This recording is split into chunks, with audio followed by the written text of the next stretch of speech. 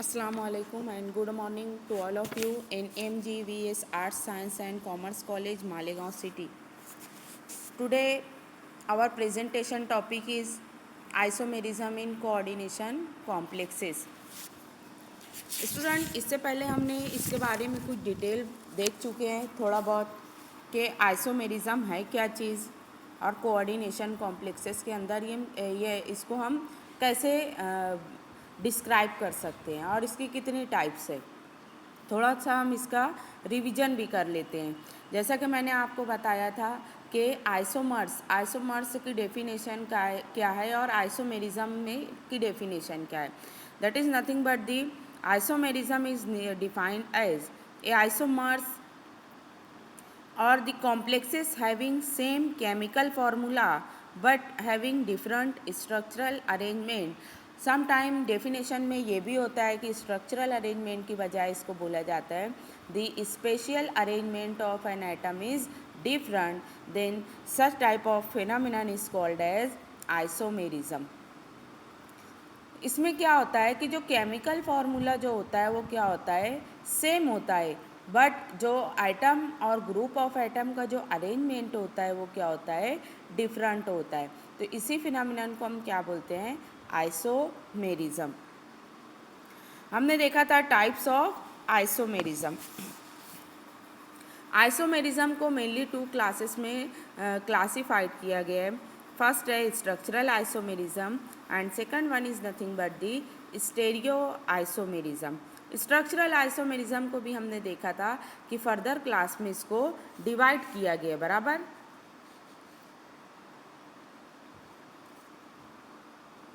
जैसा कि आप लोग देख सकते हो यहाँ पे ionisation isomerism, hydrate isomerism, linkage isomerism, ligand isomerism, coordinate position isomerism.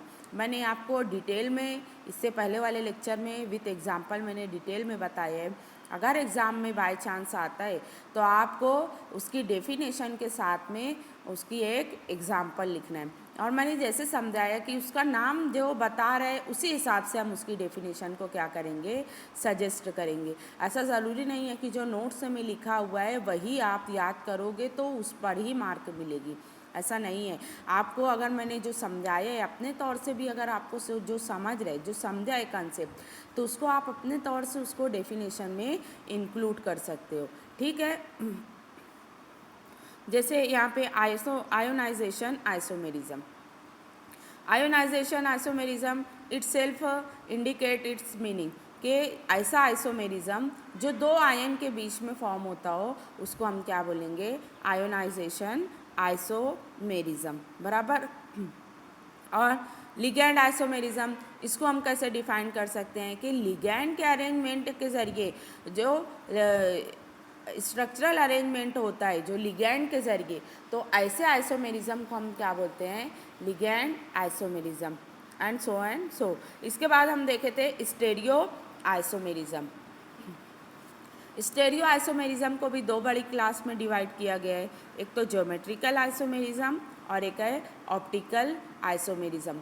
यह आप लोग 11-12 से पढ़ते आ रहे हो, इसलिए इसकी ज़्यादा डिटेल नहीं दी गई, लेकिन फिर भी मैंने आपको इससे पहले वाले लेक्चर में डिटेल के साथ मैंने बताया था कि ज्योमेट्रिकल आइसोमेरिज्म को भी 2 क्लास में डिवाइड किया गया है, एक तो है cis geometrical isomerism and trans geometrical isomerism. अब आगे मैं अभी आपको बताने वाली हूँ कि कौन से कॉम्प्लेक्स के अंदर आप फाइंड आउट करोगे कि किसमें ऑप्टिकल आइसोमेरिज्म पॉसिबल होगा और किसमें ज्योमेट्रिकल आइसोमेरिज्म पॉसिबल होगा, बराबर।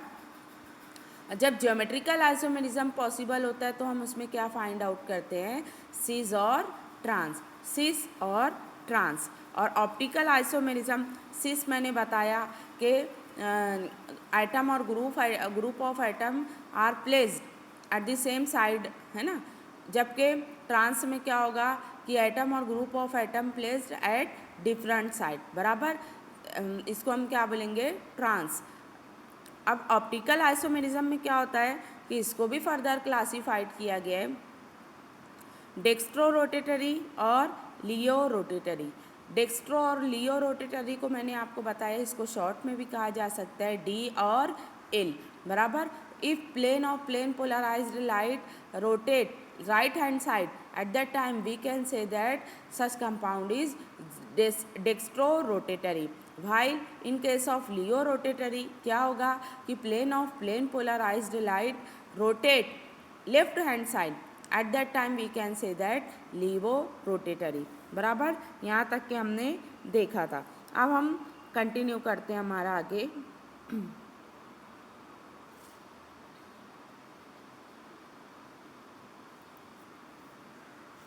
Stereo isomerism in 4 coordination complexes. 4 coordination complexes के अंदर हम क्या देखने वाले हैं? Stereo isomerism. अब स्टेरियो आइसोमेरिज्म बोल दिए, बराबर। स्टेरियो आइसोमेरिज्म तो हमारे दिमाग में फट से आना चाहिए कि इसमें 2 टाइप के आइसोमेरिज्म है, एक तो ज्योमेट्रिकल आइसोमेरिज्म और ऑप्टिकल आइसोमेरिज्म, बराबर। ज्योमेट्रिकल और ऑप्टिकल। अब ज्योमेट्रिकल जब हमको पूछा जाता है तो हमको आना चाहिए बताते हुए कि इसमें हम क्या फाइंड आउट करेंगे? सिस और ट्रांस। और जब ऑप्टिकल पूछा जाएगा तो ऑप्टिकल में हम क्या फाइंड आउट करते हैं? डेक्स्ट्रो और laevo, that means D and L. Then start isomerism in tetrahedral complexes, बराबर। अब यहाँ पे देखो बताया गया है कि geometrical isomerism is not arised in tetrahedral complexes since all the position are equivalent. Tetrahedral complexes, बराबर। यहाँ पे ये ज्योमेट्रिकल आइसोमेरिज्म इसमें पॉसिबल है ही नहीं, क्योंकि इसके जो 4 कॉर्नर्स है वो सब क्या है? इक्विवेलेंट है। इक्विवेलेंट होने की वजह से हम नहीं बता सकते कि इसमें सिस और ट्रांस है। जैसा कि यहाँ पे बताया गया है कि changing the position of the ligand will not alter the relation between them. जब अगर हम लिगैंड की पोजीशन को चेंज करते हैं तो ये रिलेशन को क्या करता है? अल्टर नहीं करता है। दस change in position will not result any new arrangement, hence tetrahedral complexes do not show geometrical isomerism, बराबर।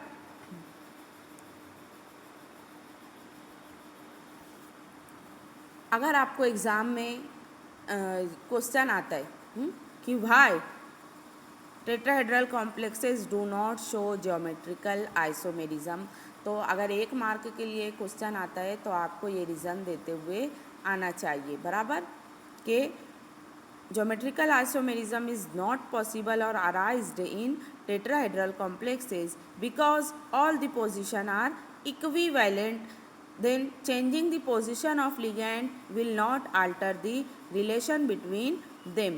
Thus change in position will not result any new arrangement, hence tetrahedral complexes do not show geometrical isomerism, बराबर। अब यहाँ पे बताया गया है कि optical isomerism can exist in tetrahedral complexes, बराबर।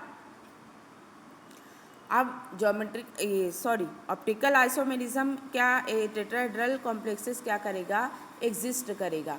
तो इसमें हमारे पास फर्स्ट हमको ध्यान में आना चाहिए कि क्या होता है कि डी और एल, दैट मीन्स डेक्स्ट्रोरोटेटरी और लीवो रोटेटरी, बराबर। As per the requirement for the optical isomerism tetrahedral complexes are unsymmetrical and can have non superimposable mirror images. यहाँ भी कंडीशन है कि ऐसा टेट्राहेड्रल कॉम्प्लेक्स जो कैसा हो कि अनसिमेट्रिकल हो, बराबर, और non superimposable mirror image, यानी कि अगर हम एक दूसरे के ऊपर इसको रखें तो ये एक दूसरे के ऊपर क्या हो सके? फिट ना हो सके, बराबर।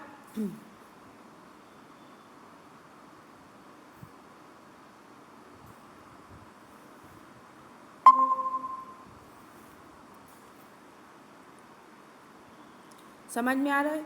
अब यहाँ पे हम एक एग्ज़ाम्पल देखते हैं। जैसे यहाँ के फॉर एग्ज़ाम्पल यहाँ पे दिया गया है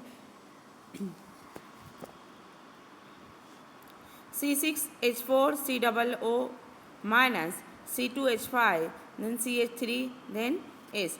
यहाँ पे जो सेंट्रल मेटल एटम है वो हमारा क्या है? AS।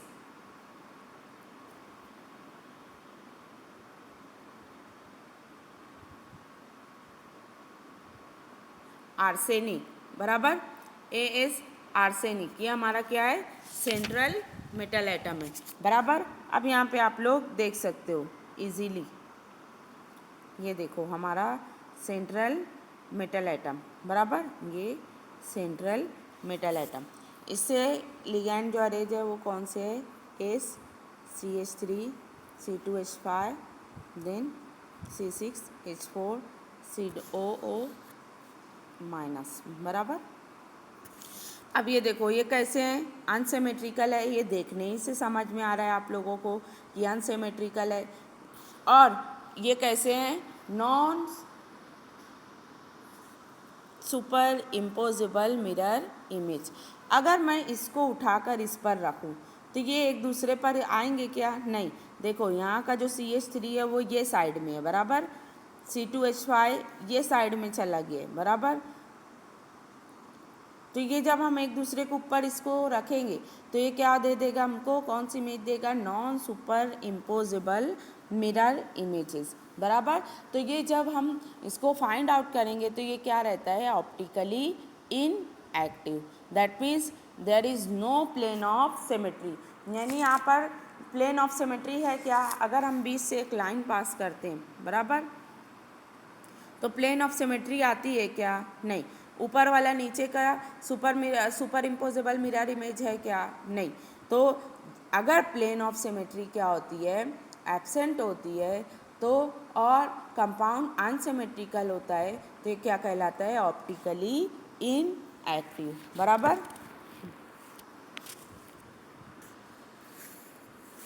यहाँ एक दूसरी भी एग्जाम्पल आप लोगों को बताई गई है, तो एग्ज़ाम में अगर कभी आता है तो आपको ये एग्ज़ाम्पल आपको ध्यान में रखना है। और टेट्राहेड्रल के बारे में ज्योमेट्रिकल आइसोमेरिज्म क्यों नहीं शो करता है और क्यों ऑप्टिकल आइसोमेरिज्म शो करता है, ये आपको बताते हुए आना चाहिए, बराबर। नेक्स्ट,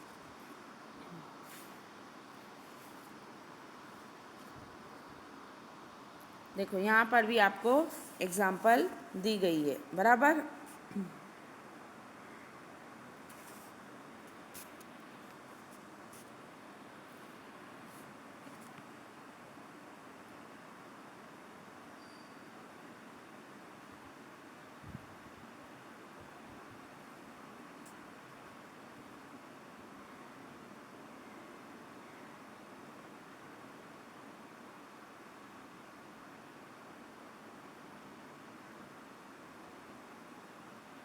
बराबर। अब यहाँ पे देखो ये कंपाउंड के अंदर हमको बताना है कि ये ऑप्टिकली एक्टिव है या नहीं है।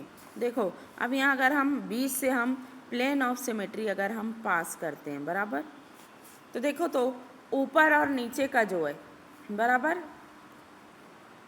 ऊपर और नीचे का जो एक दूसरे को क्या है, mirror image of each other, बराबर। ऊपर और नीचे एक दूसरे के क्या है, सेम है। सेम होने की वजह से that means a plane of symmetry is present, that means a compound are not optically active because it possesses plane of symmetry, बराबर, प्लेन ऑफ सिमेट्री। जबकि सॉरी है, इससे पहले वाले कंपाउंड में क्या था, प्लेन ऑफ सिमेट्री क्या थी, एब्सेंट थी, बराबर। प्लेन ऑफ सिमेट्री क्या थी, एब्सेंट थी। एब्सेंट होने की वजह से ये कंपाउंड क्या हो जाएगा हमारा, ऑप्टिकली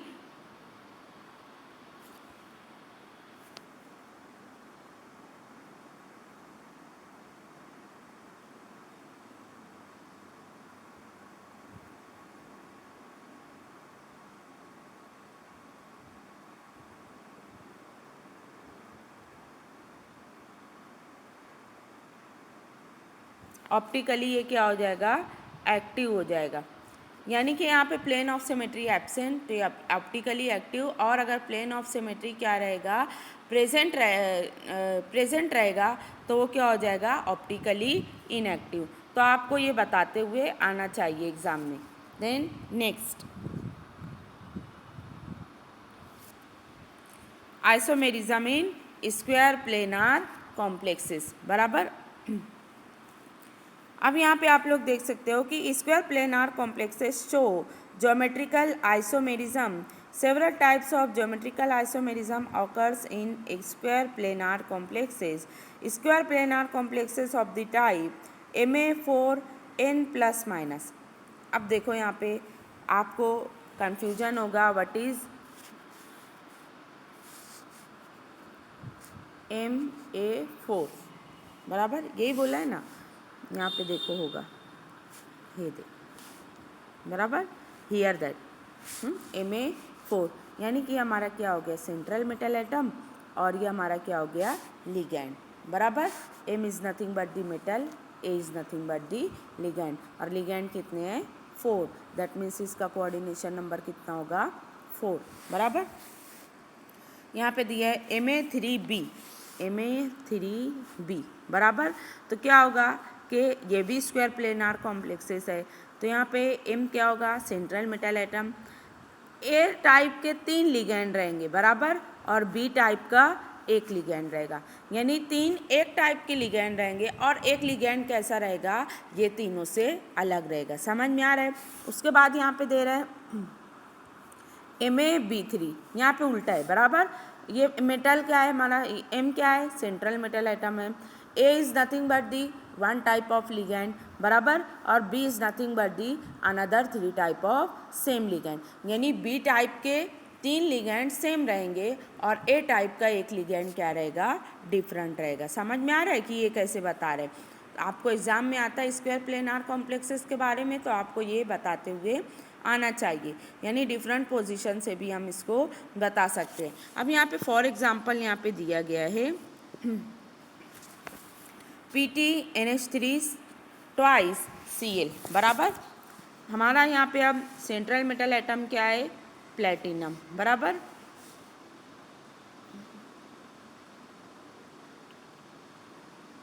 सेंट्रल मेटल एटम हमारा क्या है प्लेटिनम. यहाँ पे देखो प्लेटिनम बराबर. लिगैंड हमारा कौन कौन सा है NH3 और Cl है. यानी ये कौन सी टाइप हो गई हमारी मेटल. NH3 के टाइप के कितने लिगैंड हैं यहाँ पर 2.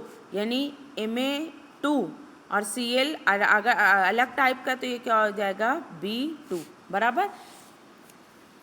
अब यहाँ हम इसको अरेंज करते हैं.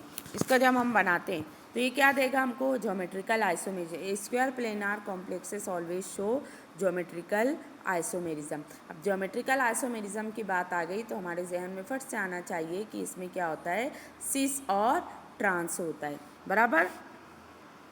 अब यहाँ पे सिस और ट्रांस यहाँ पे देखेंगे हम प्लेटिनम के दोनों साइड में प्लेटिनम के एक साइड में क्या है NH3 है, एक साइड में Cl है.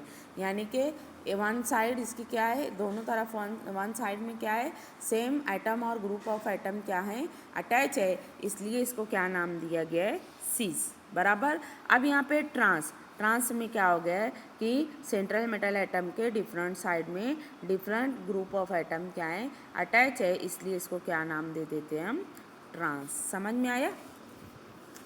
अब यहाँ पे हम टाइप देखते हैं सेकंड टाइप बराबर. सेकंड टाइप कितने पॉसिबल अरेंजमेंट है ये हमको बताया गया है. अब यहाँ पे दूसरा अरेंजमेंट हमारा कौन सा है Ma2BC बराबर BC. अब यहाँ पे हम देखेंगे M क्या हो गया हमारा PT बराबर. A2 यानी कि NH3 ट्वाइस बराबर. Cl यानी कि B बराबर और Na2 यानी कि C. समझ में आ रहा है. अब हम इसको ड्रॉ करते हैं तो ये दोनों हमको देखो क्या देंगे कि NH3 जब अगर सेम साइड पर अटैच है तो ये क्या दे देगा सिस टाइप ऑफ ज्योमेट्रिकल आइसोमेरिज्म. और NH3 अगर डिफरेंट साइड पर और ये दोनों देखो यहाँ से भी हमारा कंक्लूजन ड्रॉ होता है कि ये क्या दे देगा हमको ट्रांस दे देगा बराबर. एग्ज़ाम में ये 5 मार्क के लिए एनी हाउ पूछा जाता है तो आपको समझ में आना चाहिए कि कब मैं उसको बता रही हूँ कि Ma2B2C कैसे रहेगा ये आपको अच्छी तरीके से क्लियर होना चाहिए. देन नेक्स्ट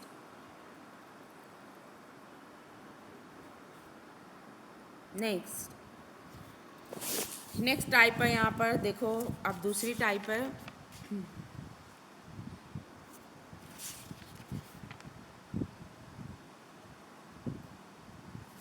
दूसरी टाइप है यहाँ पर MABCD, बराबर, MABCD, बराबर। अब यहाँ पे देखो उसके लिए एग्जाम्पल हमने यहाँ पे ली है, बराबर। प्लेटिनम हमारा क्या हो गया, central metal atom. NH3 is nothing but the A type of ligand. PY is nothing but the यानी के PY is nothing but the B type of ligand, बराबर। C is nothing but the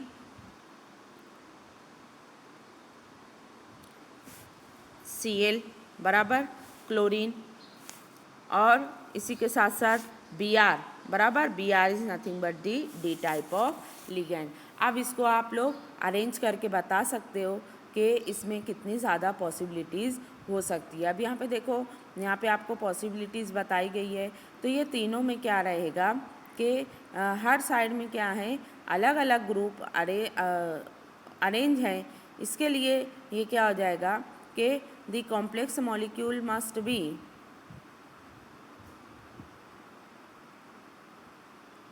square planar complexes will be optically active if it satisfies the following requirement। अब यहाँ पे हम देखते हैं कि कौन सी following requirement है।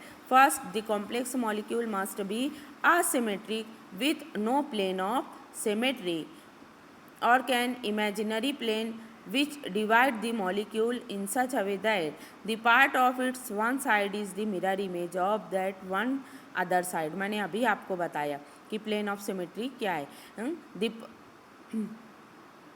The molecule possessing such plane of symmetry are always optically inactive। अगर प्लेन ऑफ सिमेट्री प्रेजेंट रहती है तो ये ऑप्टिकली इनएक्टिव रहता है, और अगर प्लेन ऑफ सिमेट्री एब्सेंट होती है तो ये ऑप्टिकली एक्टिव होते हैं, बराबर।